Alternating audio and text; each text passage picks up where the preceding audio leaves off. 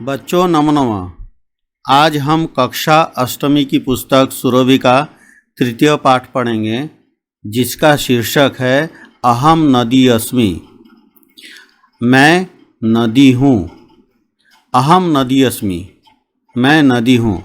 अहम अस्याः वसुंधरायाः सौंदर्यम अस्मि, मैं इस वसुंधरायाः धरती की सुंदरता हूँ। सौंदर्यमस्मि, सुंदरता हूँ। मम साम्राज्यम संपूर्ण विश्वे अस्ति। मम मेरा साम्राज्यम अर्थात आधिपत्य, सल्तनत, संपूर्ण विश्वे पूरे विश्व में अस्ति है। अहम माता इव संपूर्णम विश्वम पालयामि। अहम मैं माता इव माँ की तरह संपूर्ण विश्वम पालयामि पूरे विश्व को पालती हूँ। यह नदी कह रही है। पर्वतानाम उच्चेभ्य स्थलेभ्य निःसृत्य अहम सागरम प्रविशामि। पर्वतानाम पर्वतों के उच्चेभ्य ऊंचे ऊंचे स्थलेभ्य स्थलों से मतलब स्थानों से निःसृत्य निकलकर अहम सागरम प्रविशामि मैं सागर में प्रवेश करती हूँ। अहम सर्वदा गतिशीला अस्मि। मैं सर्वदा हर समय गतिशीला चलने वाली हूँ। गति एव मम स्वभावः, गति ही मेरा स्वभाव है। मम संदेश च, और मेरा संदेश अर्थात उपदेश भी है। मम तटेषु एव महानगराणां विकासः भवति। मम तटेषु मेरे तटों पर, तटों पर एव महानगराणाम ही एवं मतलब ही महानगराणाम महानगरों का विकासः भवति विकास होता है। एतेषां महानगराणां समृद्धे अहम एव कारणम इति जनाः वदन्ति। इन महानगरों के समृद्धि में मतलब विकास में, संपन्नता में अहम एव मैं ही कारण हूँ, ऐसा लोग कहते हैं। जनाः वदन्ति लोग कहते हैं। कस्यापि राष्ट्रस्य विकासे मम महती भूमिका भवति। कस्यापि किसी भी राष्ट्रस्य विकासे राष्ट्र के विकास में मम महती भूमिका भवति मेरी बहुत बड़ी भूमिका होती है, बहुत ज़्यादा भूमिका होती है। जनाः कथयन्ति लोग कहते हैं। अहम एव राष्ट्रस्य जीवनम, मैं ही राष्ट्र का जीवन हूँ, ऐसा लोग कहते हैं।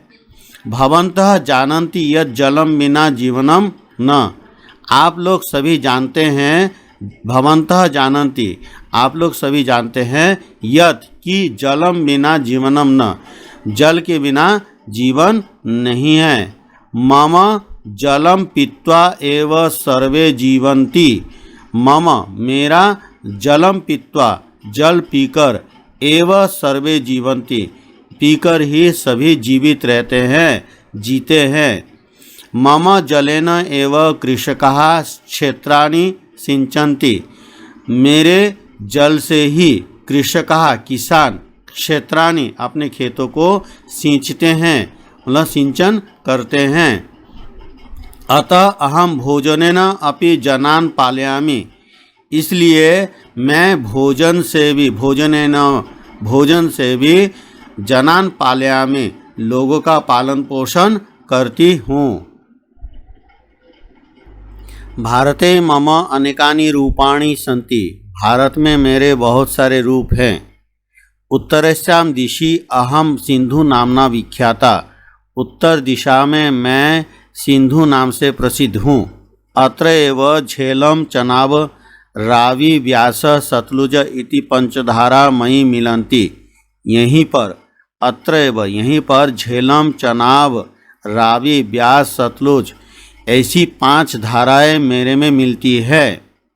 एताभि पंचधाराभि एव अयम प्रदेशः पंजाब इति कथ्यते। इन 5 धाराओं से ही इस प्रदेश को पंजाब ऐसा कहा जाता है। उत्तर प्रदेशे अहम मातृरूपे गंगा इति नामना पूज्या अस्मि। उत्तर प्रदेश में मैं माता के रूप में गंगा इति नामना, गंगा ऐसे नाम से पूजनीय अस्मि हूँ। उत्तर प्रदेश में मैं माता के रूप में गंगा इस नाम से पूजनीय हूँ। मम तटेषु ऋषय मुनयः अपि तपस्याम अकुर्वन्। मम तटेषु मेरे किनारे में ऋषय मुनयः अपि ऋषि मुनियों ने भी तपस्याम अकुर्वन् तपस्या की। मेरे तटों के किनारे ऋषि मुनियों ने भी तपस्या की। ते स्व आश्रमानां स्थापनाम अपि अकुर्वन्। ते उन्होंने अर्थात ऋषि मुनियों ने स्व आश्रमानाम अपने आश्रमों की स्थापनाम अपि अकुर्वन् स्थापना भी की। स्वामी श्रद्धानंद महोदयेन स्थापित गुरुकुल कांगड़ी विश्वविद्यालय अपि मम तटे एव विराजते। स्वामी श्रद्धानंद महोदय के द्वारा स्थापित गुरुकुल कांगड़ी विश्वविद्यालय भी मेरे तट पर विराजमान है अर्थात सुशोभित है। दक्षिण दिशायाम अहम कावेरी गोदावरी कृष्णा इति नामभि प्रवहामि। दक्षिण दिशा में अहम मैं कावेरी गोदावरी कृष्णा इस नाम से बहती हूँ। तमिलनाडु इति क्षेत्रे अहम पेन्नार पोनेरु वाइगै इति नामभि केरल प्रदेश च पेरियार इति नामना प्रसिद्धा अस्मि। तमिलनाडु इति क्षेत्रे, तमिलनाडु इस क्षेत्र में अहम पेन्नार मैं पेन्नार पोनेरु वाइगै इन नामों से और केरल प्रदेश में पेरियार इस नाम से प्रसिद्ध हूँ। पूर्वस्याम दिशि अहम महानदी कोसी दामोदर ब्रह्मपुत्र अस्मि। पूर्वस्याम दिशि पूर्व दिशा में अहम मैं महानदी कोसी दामोदर ब्रह्मपुत्र हूँ। ब्रह्मपुत्र इति मम विशालतमं रूपम अस्ति। ब्रह्मपुत्र मेरा विशालतम रूप है, सबसे बड़ा रूप है। पश्चिम दिशायाम अहम नर्मदा माही साबरमती लूनी इति नामभि वहामि। पश्चिम दिशा में अहम मैं नर्मदा माही साबरमती लूनी इति नामभि इन नामों से बहती हूँ। पश्चिम दिशा में मैं नर्मदा माही साबरमती लूनी इन नामों से बहती हूँ। विश्वे मम विशालतमं रूपम अमेजन नदी इति अस्ति। विश्वे पूरे संसार में मम विशालतमं मेरा सबसे बड़ा रूप अमेजन नदी इति अस्ति। अमेजन नदी ऐसा है। संसारे मम दीर्घतमं रूपम नाइल नदी इति अस्ति। संसार में मेरा सबसे लंबा रूप दीर्घतमं रूपम लंबा रूप नाइल नदी ऐसा है। मम जलम पोषक शक्त्या परिपूर्णम अस्ति। मेरा जल पोषक शक्त्या अर्थात बल की शक्ति से, ओज की शक्ति से, कांति की शक्ति से परिपूर्णम अस्ति अर्थात परिपूर्ण है। एतस्मात् कारणात् इस कारण से ही एवं मतलब ही मम तटेषु वृक्षाणां पादपानां वनौषधीनां च दुर्लभा प्रजातय उद्भवन्ति। एतस्मात् कारणात् इस कारण से ही मेरे तटों पर वृक्षानाम पेड़ों की, पादपानाम पौधों की, वनौषधीनाम जंगल में उत्पन्न होने वाली औषधियों की दुर्लभा प्रजातय उद्भवन्ति दुर्लभ प्रजातियां उत्पन्न होती है। प्राणी जीवनाय स्वच्छम जलम विशुद्धम च पर्यावरणम आवश्यकम एव अस्ति। प्राणी जीवनाय अर्थात जीवों के लिए स्वच्छ जल और विशुद्ध पर्यावरण आवश्यकम एव अस्ति। मतलब यह स्वच्छ जल और विशुद्ध पर्यावरण यह अत्यावश्यक है। परंतु अनेके जनाः यंत्रालयानां विषमिश्रित रसायन पदार्थान् मम जले क्षिपन्ति मम जलम च प्रदूषितम कुर्वन्ति। परंतु लेकिन बहुत सारे लोग यंत्रालयानां फैक्ट्रियों के अर्थात कारखानों के विष मिश्रित रसायन जो जहर से युक्त रसायन पदार्थों को मेरे जल में क्षिपन्ति मतलब डालते हैं। मम जलम च प्रदूषितम कुर्वन्ति और मेरा जल प्रदूषित कर देते हैं। अर्थात बहुत सारे लोग फैक्ट्रियों के जहर से युक्त केमिकल पदार्थों को मेरे जल में फेंकते हैं, डाल देते हैं और मेरा जल प्रदूषित करते हैं। एवं न करणीयम, ऐसा नहीं करना चाहिए। मम विशुद्धम जलम एवं प्राणिनाम जीवनम, मेरा शुद्ध जल ही प्राणियों का जीवन है। जलम प्रदूषितम न करणीयम, जल प्रदूषित नहीं करना चाहिए। मम ध्येय वाक्यम अस्ति, मेरा ध्येय वाक्य है सर्वे भवन्तु सुखिनः सर्वे सन्तु निरामयाः, सभी सुखी होवे और सभी निरोगी होवे। अभ्यास पाठम पठित्वा वदन्तु लिखन्तु च, आम अथवा नहीं। पाठ पढ़ करके बोलिए और लिखिए। आम यदि सही है तो आम लिखना है, यदि गलत है तो नहीं लिखना है। किम नदी माता इव विश्वम पालयति, क्या नदी माता की तरह विश्व का पालन करती है? आम। किम नदी गतिशीला न अस्ति, क्या नदी गतिशील नहीं है? नहीं। किम नद्याः जलम पीत्वा एव सर्वे जीवन्ति, क्या नदी का जल पीकर ही सभी जीते हैं? आम। किम भारते नद्या एकम रूपम अस्ति, क्या भारत में नदी का एक ही रूप है? नहीं। किम गंगा नदी केरल प्रदेश अस्ति, क्या गंगा नदी केरल प्रदेश में है? नहीं। मंजूषायां प्रदत्त पदे रिक्त स्थानानि पूरयन्तु, मंजूषा में दिए हुए पदों से रिक्त स्थानों को भरिए। ये जो रिक्त स्थान है इनको भरना है। नदी अस्या वसुंधरायाः सौंदर्यम अस्ति, नदी इस धरती की सुंदरता है। राष्ट्र से विकासे नद्या महती भूमिका भवति, राष्ट्र के विकास में, देश के विकास में नदी की बहुत बड़ी भूमिका होती है। सर्वे सुखिनः भवन्तु, सभी सुखी होवे।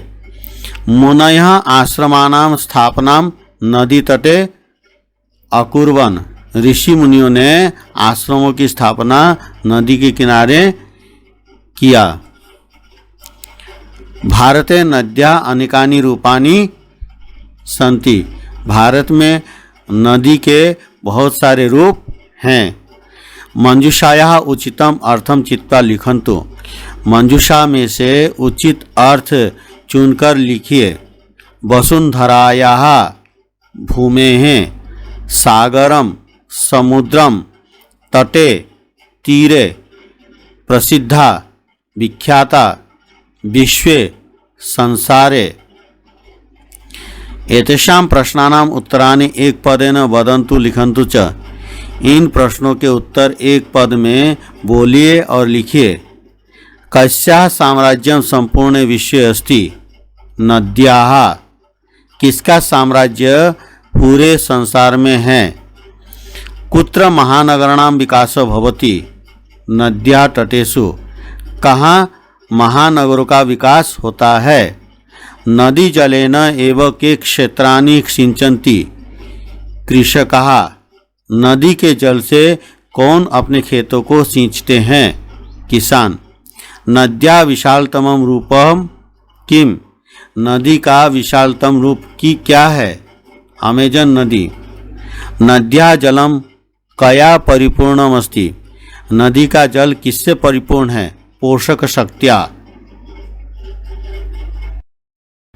एतेषां प्रश्नानां उत्तराणि पूर्णवाक्येन वदन्तु लिखन्तु च, इन प्रश्नों के उत्तर पूर्ण वाक्य में बोलिए और लिखिए। पंजाब प्रदेशे कहा पंचधारा नद्यां मिलन्ति, पंजाब प्रदेश में कौन कौन सी पंचधाराएं, 5 धाराएं नदी में मिलती है। पंजाब प्रदेशे झेलम चनाब रावी ब्यास सतलुज इति पंचधारा नद्यां मिलन्ति, पंजाब प्रदेश में झेलम चनाब रावी ब्यास सतलुज ऐसी 5 धाराएं नदी में मिलती है।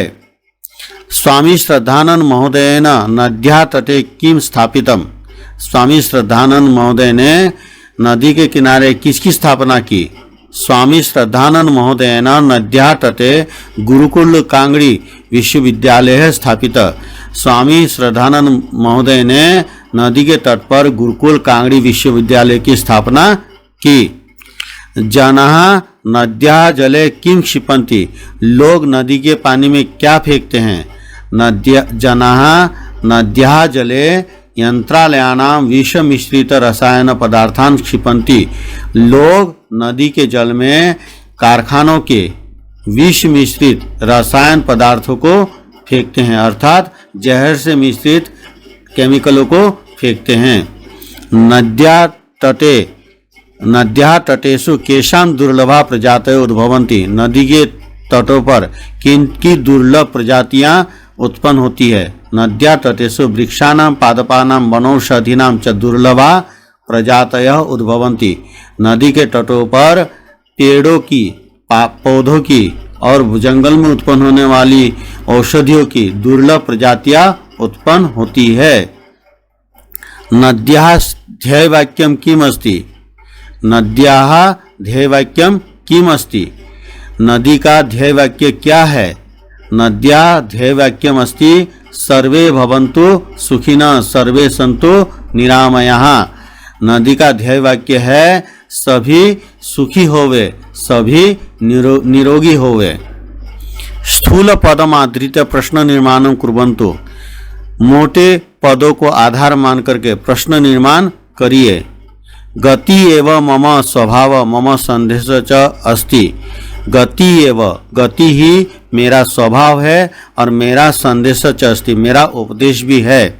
यहाँ गति स्त्रीलिंग का शब्द है और प्रथमा विभक्ति का शब्द है, इसीलिए हमने यहाँ पर किम का स्त्रीलिंग का प्रथमा विभक्ति का रूप हमने लिखा है का एव मम स्वभाव मम संदेश च, कौन मेरा स्वभाव और मेरा संदेश है, अर्थात क्या मेरा स्वभाव और मेरा संदेश है। राष्ट्रस्य विकासे मम महती भूमिका भवति, राष्ट्रस्य विकासे, यहाँ षष्ठी विभक्ति का प्रयोग हुआ है, इसलिए हमने यहाँ पर भी षष्ठी विभक्ति का प्रयोग किया। कस्य विकासे मम महती भूमिका भवति, किसके विकास में मेरी बहुत ज़्यादा भूमिका होती है।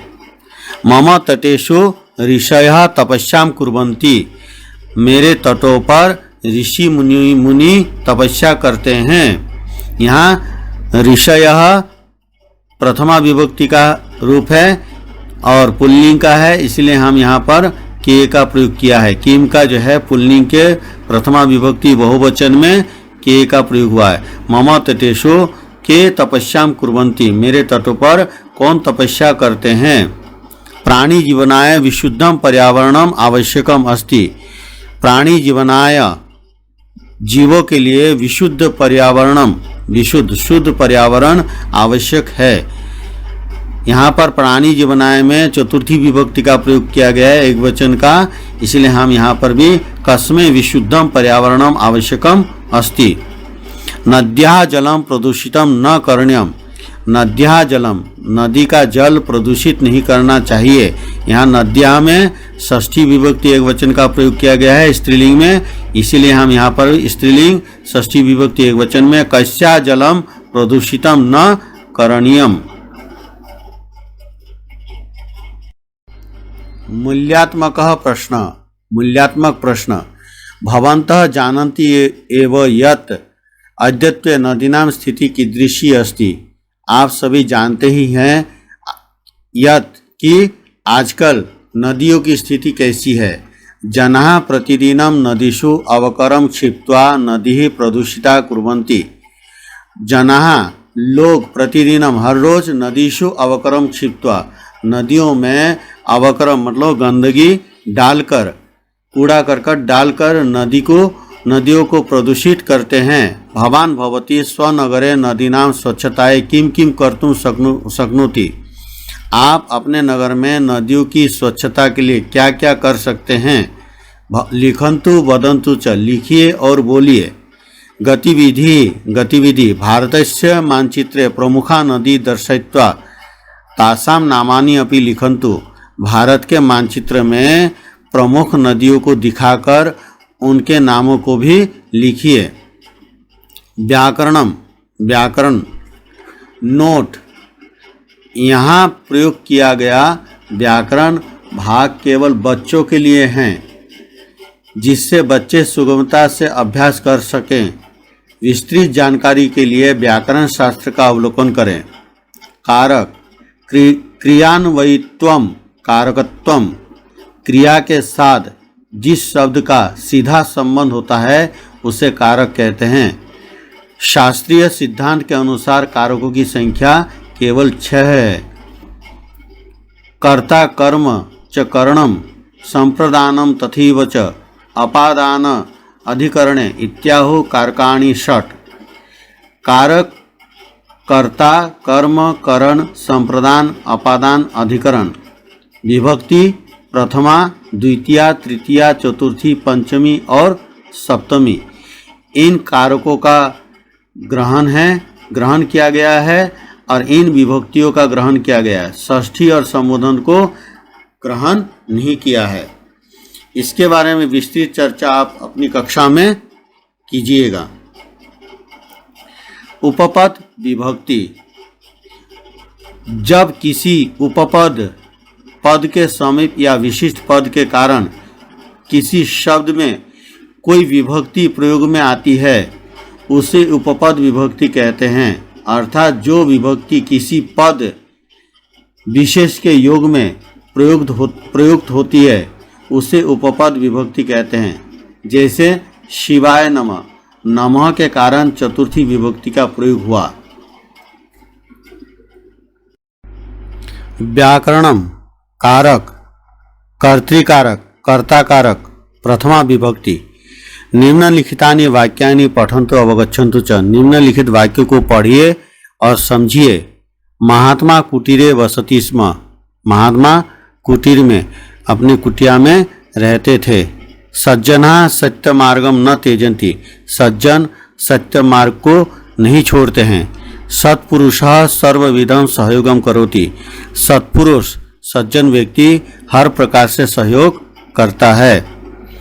तो सुंदरम गृहम अपश्यताम, उन दोनों ने सुंदर घर को देखा।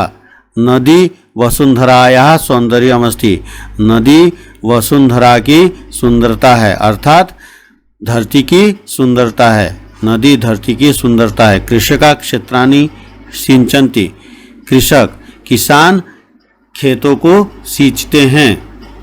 अधुना प्रश्नानाम उत्तराणि वदन्तु लिखन्तु च, आप प्रश्नों के उत्तर बोलिए और लिखिए।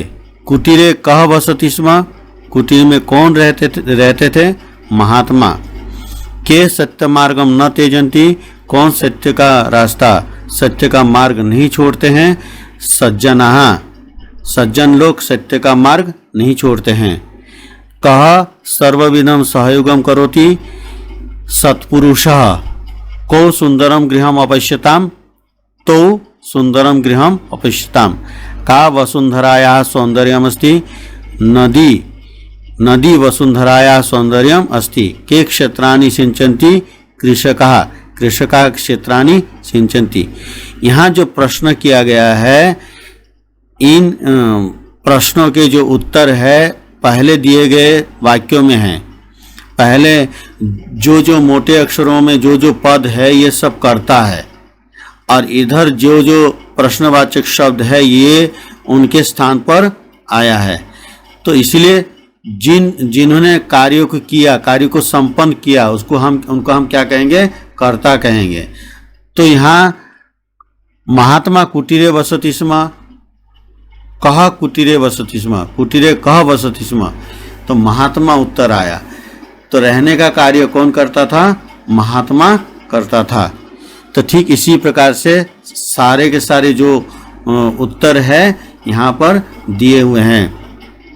एते सर्वे प्रश्ना कः के को का संबंध प्रश्ना सन्ति, ये सब प्रश्न कः को के को का संबद्ध प्रश्न सन्ति, ये सब संबंधित प्रश्न हैं। एतेषां प्रश्नानाम् उत्तराणि क्रियाया यथा वसति स्म, त्यजन्ति, करोति, अस्ति, अपश्यतां, सिंचन्ति, कर्तृरूपेण कर्ता सन्ति। मतलब इन प्रश्नों के जो उत्तर है यथा जैसे बसति स्म रहता था, त्यजन्ति छोड़ते हैं, करोति करता है, अस्ति है, अपश्यताम देखा था देखे थे, दो ने देखा था, सिंचन्ति सींचते हैं, कर्तृ रूपेण कर्ता सन्ति कर्ता के रूप में हैं। अर्थात क्रिया कह अथवा का करोति, क्रिया को कह मतलब पुल्लिंग में, का मतलब स्त्रीलिंग में, कौन करता है या करती है। या अथवा या क्रियाम करोति जो करता है या करती, अथवा सा कर्ता भवति स अथवा सा जो करता है या करती है वह कर्ता होता है या होती है। तत्र कर्ता कारकम भवति वहाँ कर्ता कारक होता है। वयम कर्तृकारके प्रथमा विभक्ते प्रयोगम कुर्मः हम कर्तृकारक में कर्ता में प्रथमा विभक्ति का प्रयोग करते हैं। अभ्यास निम्नलिखितेषु वाक्येषु कर्तृपदे रिक्त स्थानानि पूरयन्तु। निम्नलिखित वाक्यों में कर्तृपद के द्वारा मतलब कर्ता के द्वारा रिक्त स्थानों की पूर्ति करिए। रिक्त स्थान क्रीडा क्षेत्रे धावन्ति, यहाँ धावती के अनुसार हमें जो है कर्ता का चयन करना है। तो धावती प्रथम पुरुष बहुवचन का है, अर्थात यहाँ पर हमें प्रथम पुरुष बहुवचन के अनुसार जो कर्ता है उसका हमें चयन करना है, अर्थात प्रथमा विभक्ति का हमें चयन करना है। तो यहाँ पर धावको द्विवचन में है, धावकः बहुवचन में है और धावन्ति भी बहुवचन में है। तो अब हमने यहाँ पर जो चयन करना है वो धावकः को हमें चयन करना है। हमने यहाँ पर धावकः लिख दिया और यहाँ धावकः एक वचन में है, इसलिए ये भी अशुद्ध है। रिक्त स्थान ईश्वरम पूजयति, यहाँ पर पूजयति के अनुसार हमें जो है कर्ता का निर्धारण करना है। तो पूजयति प्रथम पुरुष एक वचन का है, इसलिए हमें कर्ता भी प्रथम पुरुष एक वचन में करना है। तो यहाँ पर देखना है साधु प्रथम पुरुष एक वचन का रूप है, इसलिए हम यहाँ पर साधु लिखेंगे। और जो दो विकल्प है वे दोनों गलत है, साधुभ्याम और साधव दोनों गलत विकल्प हैं। उसके बाद रिक्त स्थान वार्तालापम कुरुतः, कुरुतः द्विवचन की क्रिया है और प्रथम पुरुष की है, तो इसीलिए हमें जो है कर्ता भी प्रथम पुरुष द्विवचन का देखना है। तो यहाँ पर कन्या एक वचन का है, कन्यासु सप्तमी बहुवचन का है और कन्या जो है द्विवचन का है, इसलिए हमने यहाँ पर कन्या लिखा है। कन्या और कन्यासु गलत उत्तर है। रिक्त स्थान पुस्तकम पठामः, यहाँ पर हमें पठामः के अनुसार कर्ता का प्रयोग करना है। तो पठामः उत्तम पुरुष बहुवचन का है और यहाँ पर वयम सही उत्तर है, क्योंकि ते प्रथम पुरुष एक वचन का है, त्वम मध्यम पुरुष, ते प्रथम पुरुष बहुवचन का है और त्वम मध्यम पुरुष एक वचन का है, इसलिए हमने यहाँ पर वयम लिखा जो शुद्ध है। यहाँ रिक्त स्थान चित्रम रचयति, रचयति के अनुसार जहाँ हमें कर्ता का चयन करना है। तो रचयति प्रथम पुरुष एक वचन का है, तो यहाँ पर चित्रकारः जो है प्रथम पुरुष एक वचन का है, चित्रकारो प्रथम पुरुष द्विवचन और प्रथमा विभक्ति और द्वितीय विभक्ति द्विवचन का है, इसीलिए हम इसका प्रयोग नहीं कर सकते हैं। चित्रकारे यहाँ सप्तमी विभक्ति का प्रयोग है, तो इसीलिए हम इसका भी प्रयोग नहीं कर सकते। और सही उत्तर है चित्रकारः। कर्म कारकम द्वितीय विभक्ति। अवगच्छन्तु समझिए, यदा क्रिया भवति जब क्रिया होती है, अथवा कर्ता क्रियाम करोति अथवा कर्ता क्रिया को करता है, तदा किमपि कार्यम अपि सिद्धम भवति तब कुछ कार्य भी या कोई कार्य भी सिद्ध होता है। अधोलिखितान प्रश्नान तेषां च उत्तराणि पठन्तु अवगच्छन्तु च। नीचे लिखे हुए प्रश्नों को और उनके उत्तरों को पढ़िए और समझिए। प्रश्न गायकः किम करोति, गायक क्या करता है। गायकः गीतम गायति, गायक गीत गाता है। लेखक किम करोति, लेखक क्या करता है, लेखक लेखम लिखति, लेखक लेख लिखता है। रामः किम करोति, राम क्या करता है, रामः वस्त्रम धारयति, राम वस्त्र धारण कर रहा है। सीता किम करोति, सीता क्या कर रही है, सीता पुस्तकम पठति, सीता पुस्तक पढ़ रही है। कवि किम करोति, कवि क्या कर रहा है, कवि कविताम रचयति, कवि कविता की रचना कर रहा है। अम्बा किम करोति, अम्बा अर्थात माँ क्या कर रही है, अम्बा भोजनम पचति, अम्बा अर्थात माँ भोजन पका रही है। उपरि लिखित वाक्येषु गीतम लेखम वस्त्रम पुस्तकम कविताम भोजनम इति एतानि पदानि कर्म इति सन्ति। ऊपर में लिखे हुए जितने भी ये मोटे मोटे अक्षरों में शब्द है, गीतम लेखम वस्त्रम पुस्तकम कविताम भोजनम, ये सब कर्म है। ये सब किम इति प्रश्नानाम यानी उत्तरानि सन्ति तानि कर्म कारकानि सन्ति।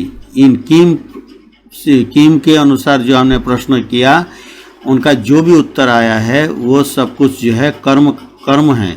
कर्म कारक के च द्वितीय विभक्ति प्रयोजित है, और कर्म कारक में द्वितीय विभक्ति का प्रयोग किया जाता है। अभ्यास निम्नलिखितेषु वाक्येषु कर्म पदे रिक्त स्थानानि पूरयन्तु। निम्नलिखित वाक्य में कर्म पद के द्वारा रिक्त स्थानों की पूर्ति करिए। बालाः उद्यानम पश्यन्ति, बच्चे बगीचे को देखते हैं। यहाँ उद्यानम सही है, उद्याने और उद्याने से गलत है। छात्रे पाठम पठत, दो छात्र पाठ पढ़ रहे हैं। यहाँ पर पाठेन पाठ से गलत है, पाठम सही है। गुरु शिष्यान आह्वयति, गुरु शिष्य को बुलाते हैं। यहाँ शिष्येभ्य और शिष्य गलत है, शिष्यान सही है। अहम उत्तरम स्मरामि, मैं उत्तर याद कर रहा हूँ या कर रही हूँ। यहाँ उत्तरम सही है, उत्तराय और उत्तरेभ्य गलत है। बालिका अध्यापकम कथयति, यहाँ पर अध्यापकः गलत है, अध्यापकम सही है, क्योंकि अध्यापक प्रथमा विभक्ति का है, अध्यापकम द्वितीय विभक्ति का है। स माम पाठयति, वे मुझे पढ़ाते हैं। यहाँ पर माया और मह्यम गलत है, माम सही है, क्योंकि वे मुझे या मुझको पढ़ाते हैं। ध्यातव्यम यद, ध्यान करने योग्य है।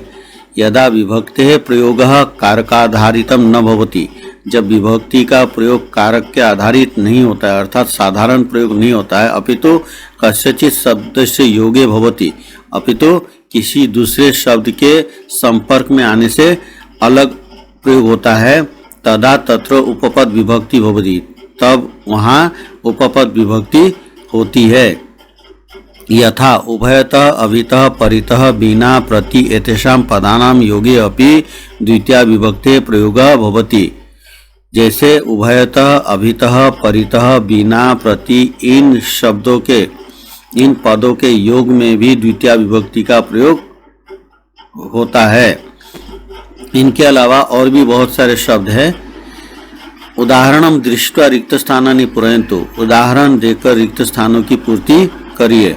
छात्र पुस्तकम बिना न पठति, छात्र पुस्तक के बिना नहीं पढ़ता है। यहाँ बिना होने के कारण द्वितीय विभक्ति का प्रयोग हुआ, पुस्तक के द्वितीय विभक्ति का पुस्तकम हुआ। गुरुम अभितः छात्रा सन्ति, गुरु के चारों तरफ छात्र है। अभितः मतलब सम्मुख, गुरु के सम्मुख छात्र है, तो यहाँ पर अभितः के कारण द्वितीय विभक्ति का प्रयोग हुआ है। छात्रा गृहम प्रति धावन्ति, छात्र घर की तरफ दौड़ते हैं। प्रति के कारण यहाँ द्वितीय विभक्ति का प्रयोग हुआ है। सरणिम उभयतः दृष्ट्वा चलन्तु, रास्ते की दोनों तरफ देखकर चलिए। यहाँ सरणिम उभयत के कारण सरणिम मतलब रास्ते के, जबकि षष्ठी विभक्ति का प्रयोग होना चाहिए था, लेकिन यहाँ पर द्वितीय विभक्ति का प्रयोग हुआ उभयत के योग में। पुत्र अम्बाम प्रति अधावत, पुत्र माँ की तरफ दौड़ा, तो यहाँ पर अम्बाम प्रति के कारण द्वितीय विभक्ति का प्रयोग हुआ है। आचार्यम परितः शिष्याः तिष्ठन्ति, परितः मतलब चारों ओर, आचार्यम परितः, आचार्य के चारों तरफ शिष्य रहते हैं। परितः के कारण द्वितीय विभक्ति का प्रयोग हुआ है।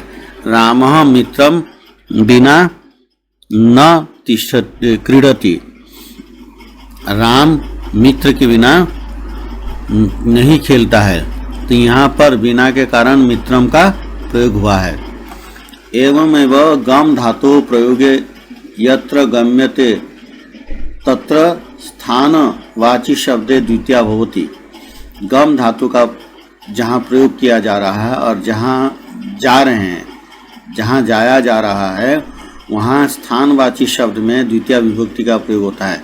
बालाः गृहं गच्छन्ति, बच्चे घर जा रहे हैं, तो घर की ओर जा रहे हैं, इसलिए वहाँ पर द्वितीय विभक्ति का प्रयोग हुआ है। जनाः दिल्ली आगच्छन्ति, लोग दिल्ली में आते हैं।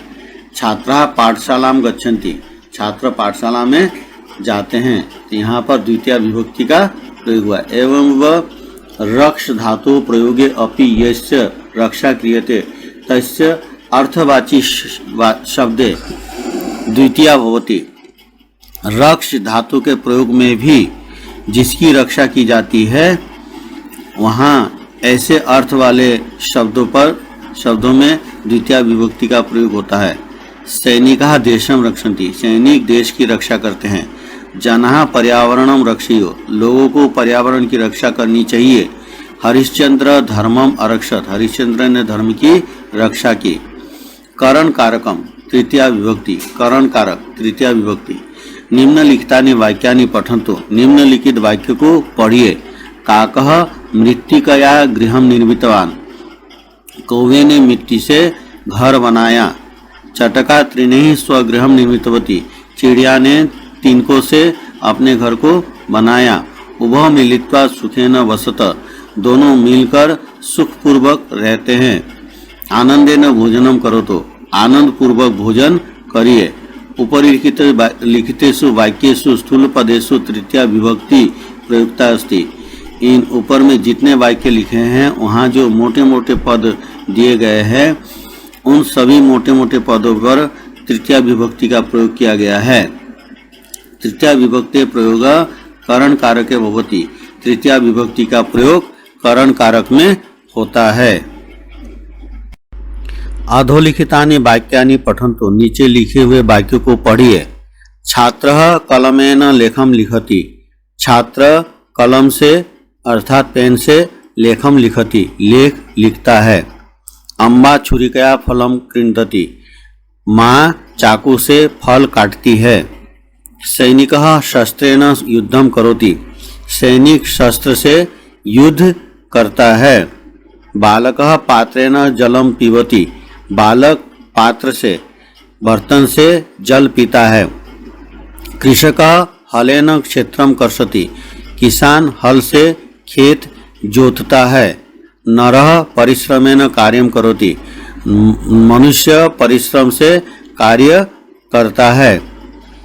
अत्र वयम पश्यामः, यहाँ हम देखते हैं। कलमेन छुरिकया शस्त्रेण पात्रेण हलेन परिश्रमेन बिना क्रिया संपन्ना न भविष्यति।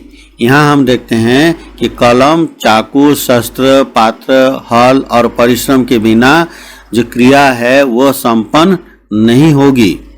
येन साधनेन क्रिया सिद्ध्यति तत् करण कारकम भवति, जिस साधन से क्रिया की सिद्धि होती है, क्रिया मतलब कार्य संपन्न होता है, उसको करण कारक कहते हैं, या वह करण कारक होता है। करण इति कारक पदेषु तृतीया विभक्ति प्रयुज्यते, करण कारक में तृतीया विभक्ति का प्रयोग होता है।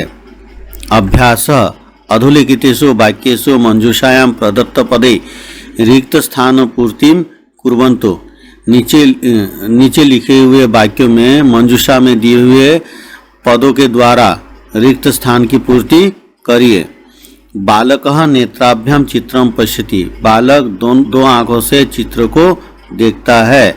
अम्बा अन्नेन रोटिकाम पचति, माँ अन्नेन मतलब अनाज से रोटी बनाती है। राम हस्तेन कार्यम करोति, राम हाथ से कार्य करता है, काम करता है। कृष्ण चक्रेण शिशुपालस्य वधम अकरोत्, श्री कृष्ण ने चक्र से शिशुपाल का वध किया। मालाकारः जलेन वृक्षान् सिंचति, मालाकारः मतलब माली जल से पेड़ों को सींचता है। इनमें से जो सही जवाब है मैंने यहाँ पर लिख दिया है। अधोलिखितेषु वाक्येषु करण कारकम रेखांकितम कुर्वन्तु, नीचे लिखे हुए वाक्य में जो करण कारक के जो शब्द है मतलब तृतीया विभक्ति के जो शब्द है उनको रेखांकित करना था, लेकिन मैंने यहाँ पर उन शब्दों को लिख दिया है। तो मालाकारः जलेन वृक्षान् सिंचति, तो यहाँ पर जलेन में तृतीया विभक्ति का प्रयोग हुआ है।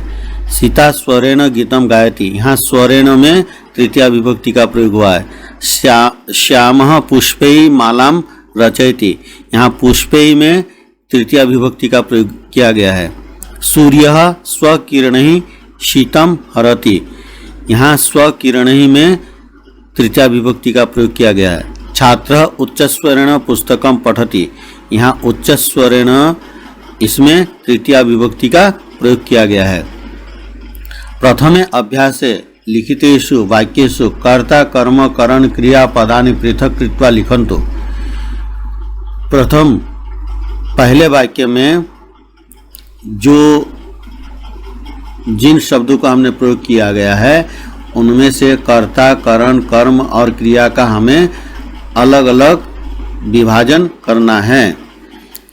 तो जो प्रथम अभ्यास में जो किया था उसमें अम्बा अन्य बालकः नेत्राभ्याम चित्रम पश्यति, इधर दिया हुआ है प्रश्न संख्या प्रथम, यहाँ बालकः नेत्राभ्याम चित्रम पश्यति, तो यहाँ पर बालकः में कर्ता है, नेत्राभ्याम में करण है, चित्रम में कर्म है और पश्यति में क्रिया है। ठीक वैसे ही अम्बा अन्येन रोटिकाम पचति, अम्बा में कर्ता है, अन्येन में करण है, रोटिकाम में कर्म है और पचति में क्रिया है। रामः में कर्ता है, हस्तेन में करण है, कार्यम में कर्म है और करोति में क्रिया है। कृष्ण में कर्ता है, चक्रेण में करण है, शिशुपालस्य वधम में कर्म है और अकरोत में क्रिया है। मालाकार में कर्ता है, करण में जलेन में करण है और वृक्षान में कर्म है, असिंचति क्रिया है। ध्यातव्यम यत् सह अलम बिना काणः बधिर इति पदानाम योगे अपि तृतीया विभक्ति प्रयुज्यते। ध्यान देने योग्य है कि सह अलम, सह मतलब साथ में, अलम मतलब निषेध के लिए, बिना रहित, काणः मतलब काना, बधिर मतलब बहरा, इति पदानाम योगे इन पदों के योग में अपि भी योग में भी तृतीया विभक्ति का प्रयोग किया जाता है। ऐसे और भी शब्द है लेकिन यहाँ कुछ शब्दों का प्रयोग किया गया है। ये शब्द अगर दिखाई दे तो हमें निश्चिंत होकर के तृतीया विभक्ति का प्रयोग करना चाहिए जिनके साथ इसका संबंध है, इन शब्दों का संबंध है। जैसे पुत्र जनकेन सह गच्छति, पुत्र पिता के साथ जाता है, तो यहाँ जनक शब्द है, इसकी तृतीया विभक्ति में जनकेन दिया है। विवाद, विवादेन अलम मतलब झगड़ा मत करिए, निषेध करने के लिए यहाँ अलम का प्रयोग किया गया है, तो विवाद में तृतीया विभक्ति का प्रयोग किया गया है। सीता रामेण सह गच्छति, सीता राम के साथ जाती है, तो यहाँ रामेण में तृतीया विभक्ति का प्रयोग किया गया है क्योंकि उसके सह का संबंध रामेण के साथ है। पीयूषः शशकेन सह क्रीडति, पीयूष खरगोश के साथ खेलता है, यहाँ पर शशकेन के साथ जो है तृतीया विभक्ति का प्रयोग किया गया है। कलहेन अलम, झगड़ा मत करो, तो इसके लिए हमें क्या करना पड़ेगा, अलम के साथ कलहेन कलह का प्रयोग हुआ, इसलिए हमें तृतीया विभक्ति का प्रयोग करना पड़ेगा। उत्साहेन बिना कार्यम न भवति, उत्साह के बिना कार्य नहीं होता है, बिना का प्रयोग किया गया है। द्वितीय विभक्ति में भी बिना का प्रयोग किया गया था, वहाँ द्वितीय विभक्ति का प्रयोग हुआ, यहाँ तृतीय विभक्ति में भी प्रयोग हो रहा है, तो यहाँ पर तृतीय विभक्ति का प्रयोग करना पड़ेगा। और एक बार पंचमी विभक्ति में भी प्रयोग होता है, तो वहाँ हमें पंचमी विभक्ति का प्रयोग करना पड़ेगा। जैसा जहाँ निर्देश मिलता है, तो उत्साह न बिना कार्यम न भवति, उत्साह के बिना कार्य संपन्न नहीं होता है। स नेत्रेण काण अस्ति, वो एक आँख से काणा है। तो यहाँ पर नेत्रेण में तृतीय विभक्ति का प्रयोग किया गया है। तो ये जो जितने शब्द है ये सब उपपद विभक्ति के अंतर्गत आते हैं, इसलिए हमें इनके साथ तृतीय विभक्ति का प्रयोग करना है जैसा हमें निर्देश दिया गया है। संप्रदान कारकम, संप्रदान कारक चतुर्थी विभक्ति। चित्राणि पश्यन्तु वाक्यानि च पठन्तु, चित्रों को देखिए और वाक्यों को पढ़िए। यहाँ पर तीनों लिंगों में 3 वाक्य दिए गए हैं, इनको हमें ध्यान से पढ़ना है। एषा अध्यापिका, यह अध्यापिका। एष छात्रः, यह छात्र। एतत् पुस्तकम, यह पुस्तक। एषा अध्यापिका छात्राय पुस्तकम आनयति, यह अध्यापिका छात्र के लिए पुस्तक लाती है। एवं वह एषा अध्यापिका छात्राय पुस्तकम आनयति, ठीक इसी प्रकार से यह अध्यापिका छात्रा के लिए पुस्तक लाती है। पहले छात्राय में पुल्लिंग में है और दूसरा जो शब्द है छात्राए वहाँ पर स्त्रीलिंग में है। पहले छात्र शब्द है, दूसरी छात्रा शब्द है, दूसरा जो शब्द है छात्रा शब्द है। स छात्र परीक्षाएं पठति, वह छात्र परीक्षा के लिए पढ़ता है। सा छात्रा स्पर्धाएं धावति, वह छात्रा स्पर्धा मतलब कंपटीशन के लिए दौड़ती है, स्पर्धा के लिए दौड़ती है। सह बालकः क्रीडनाय गच्छति, वह बालक खेलने के लिए जाता है। सा बालिका क्रीडनाय गच्छति, वह बालिका खेलने के लिए जाती है। अधुना उपरि लिखितानि वाक्यानि पठित्वा प्रश्नानाम उत्तराणि लिखन्तु, अब ऊपर लिखे हुए वाक्यों को पढ़कर प्रश्नों के उत्तर लिखिए।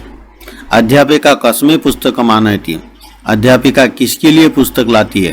तो यहाँ पर पहले वाक्य में दिया हुआ है छात्राय, चतुर्थी विभक्ति का प्रयोग किया गया है, तो हम यहाँ लिखेंगे छात्राय। अध्यापिका कस्यै पुस्तकम् आनयति, अब यहाँ पर छात्राय है, स्त्रीलिंग में है, चतुर्थी विभक्ति में है, इसलिए यहाँ पर कस्यै का प्रयोग किया गया है और यहाँ पर हम प्रयोग करेंगे छात्राय। यहाँ परीक्षाएं है, स छात्र परीक्षाएं पठति, वह छात्र परीक्षा के लिए पढ़ता है। तो यहाँ पर भी स्त्रीलिंग में चतुर्थी विभक्ति एक वचन का प्रयोग किया गया है, तो यहाँ पर पूछा गया है छात्र कस्यै पठति, तो यहाँ पर उत्तर आया परीक्षाएं। छात्रा कस्यै धावति, छात्रा जो है किसके लिए दौड़ती है, स्पर्धाएं, क्योंकि स्पर्धा शब्द भी जो है स्त्रीलिंग में है, इसलिए यहाँ पर स्पर्धाएं हुआ और यहाँ प्रश्नवाचक में भी स्त्रीलिंग का प्रयोग किया गया है। बालकः किमर्थम गच्छति, बालक किस लिए जाता है, किमर्थम मतलब किस लिए, ये अव्यय है किमर्थम। तो यहाँ पर क्रीडनाय, यहाँ सह बालकः क्रीडनाय गच्छति, वो बालक खेलने के लिए जाता है। तो खेलने के लिए चतुर्थी विभक्ति का प्रयोग हुआ है, तो इसलिए हम यहाँ पर क्रीडनाय लिखेंगे। सा बालिका क्रीडनाय गच्छति, सा बालिका किमर्थम गच्छति, वो बालिका किस लिए जाती है, वहाँ पर भी क्रीडनाय का प्रयोग करेंगे, क्योंकि यहाँ पर भी क्रीडनाय का प्रयोग किया गया है। अत्र वयम किम पश्यामः, यहाँ हम क्या देखते हैं। अत्र वयम पश्यामः यत् कर्ता यदर्थम, जिसके लिए, मतलब यहाँ हम क्या देखते हैं, यहाँ हम देखते हैं कि कर्ता यदर्थम, कर्ता जिसके लिए कार्यम करोति, कार्य करता है।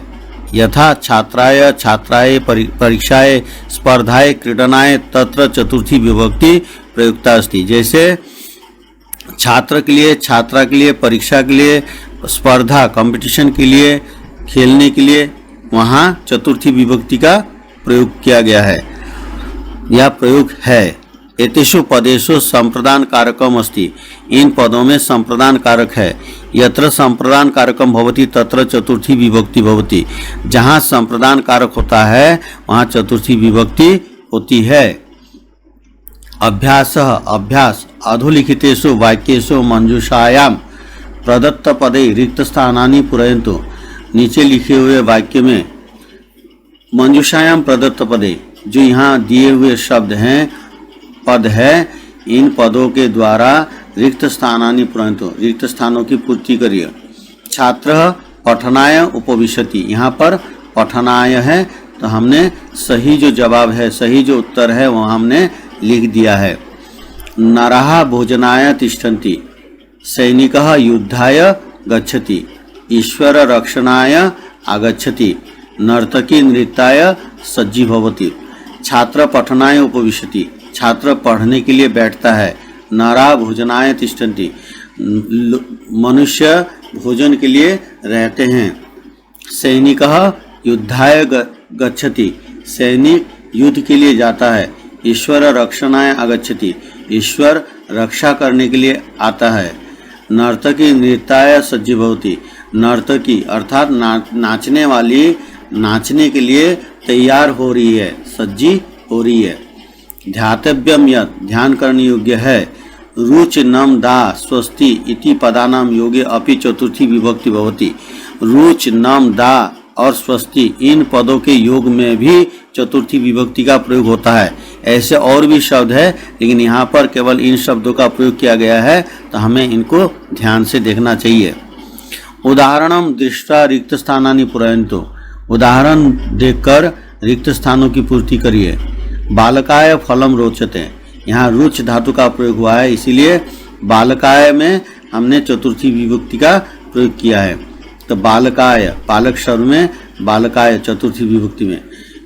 नमः शब्द, तो यहाँ विष्णु शब्द दिया है, उकारांत पुल्लिंग शब्द है, यहाँ पर होगा विष्णवे। नुपुरा मित्राय उपहारम यच्छति, मित्र शब्द है, नपुंसक लिंग का है। या मित्र शब्द में चतुर्थी विभक्ति में मित्राय शब्द का प्रयोग हुआ है। छात्राय पठनम रोचते, छात्र को पढ़ना पसंद है। तो रोचते, रुच धातु का प्रयोग किया गया है, यहाँ पर रुच धातु है, रुच धातु का प्रयोग किया गया है, तो इसीलिए हम यहाँ पर छात्राय में चतुर्थी विभक्ति का प्रयोग करते हैं। नमः, तो यहाँ पर गुरु शब्द है, उकारांत पुल्लिंग शब्द है, तो गुरवे, गुरवे नमः। माता पुत्राय वस्त्राणि यच्छति, पुत्र शब्द का प्रयोग किया गया है, पुल्लिंग चतुर्थी एकवचन में, तो यहाँ पर हमने पुत्राय का प्रयोग किया है।